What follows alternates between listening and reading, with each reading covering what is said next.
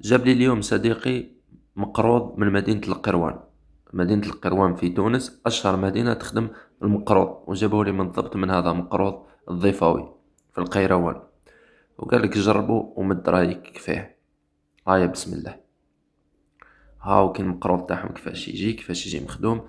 جاي في لومباراج تاعو مخدوم، يعني الباكاجينغ تاعو مليح، مخدوم مليح، يعني باش ما كان لا يسيح لك مع الطريق ولا حاجة. مقروض هذا باللوز معسل كما ينبغي، هاو اللوز فيه. نبقى دركا في الذوق، نزيدو نذوقو ونمدو راينا. بسم الله.